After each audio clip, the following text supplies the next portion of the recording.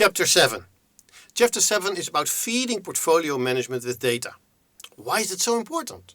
Well, because your portfolio management is full with assumptions. Your portfolio is one big mass of strategic decisions that you all think will bring value. There's strong beliefs, strong expectations, but it is hypothetical. And where do you find the evidence? Where do you find the real proof that something is valuable or not? Right? In data. And there's a difference between plan-based portfolio management and discovery-based portfolio management.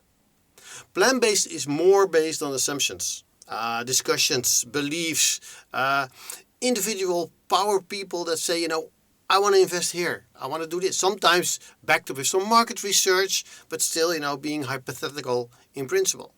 While on the discovery end, it's very clear, that everything is an experiment. We'll try to find out. We have some great ideas and, well, they're just great ideas. And what kind of evidence can we discover? What kind of data, what kind of experiments can we do to actually find proof? So if you look to the discovery end of the spectrum, it is more data-driven in general. But even though over there, just the short cyclics you'll often encounter too. So where's the measurement of value? How do you prove that an idea is actually a great idea? Because you want to make data-driven decisions. You don't want to do your validation based on opinion. You want to have some numbers. You want to have evidence. You want to measure that it's actually what's happening.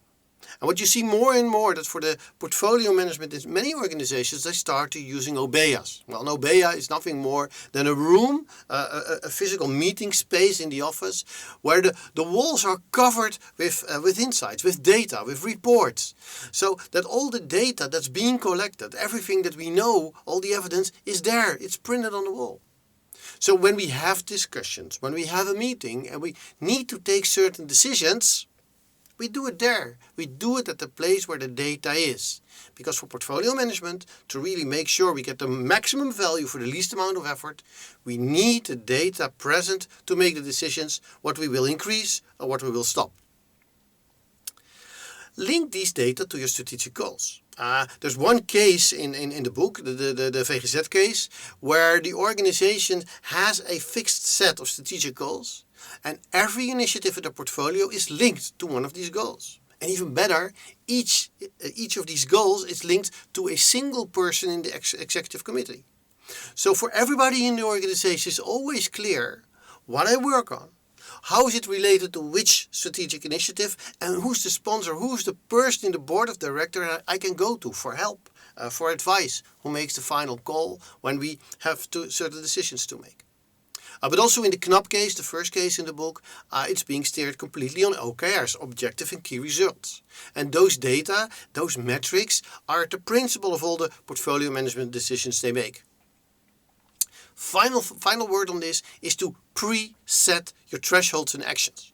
I mean, if you measure something and you have the data, everybody will agree that it's very logical and it's very normal that we see this kind of number. However, it often differs from what we thought up front. Up front, we have hypotheses, and we need to validate those. We need to check whether the hypothesis has to be rejected or is confirmed. So the idea is to upfront think of thresholds and do two, a minimum one and an upper one. So you say, well, if the value we measure is below this threshold, we are really sad and it's really disappointing what we see. Or the other way around, if it's above a certain other threshold, the second threshold, it's above that, we are really happy because it's even doing better, even more than we expected. Or it is in between. And besides the two thresholds, also define what you will do for these three categories. What will we do when it's below the threshold? What do we do when it's above? Or what do we do in the middle? Because when you have then the data, you know what to decide. That's the essential of feeding portfolio management with data. All the discussions and many things up front are assumptions, and they are great assumptions, they are great decisions. However, we need to find evidence. We need to find proof. So we have to get the data. That was chapter 7. You need these data to make decisions. And some are irreversible, but most decisions are reversible. Want to know more? Check out chapter 8.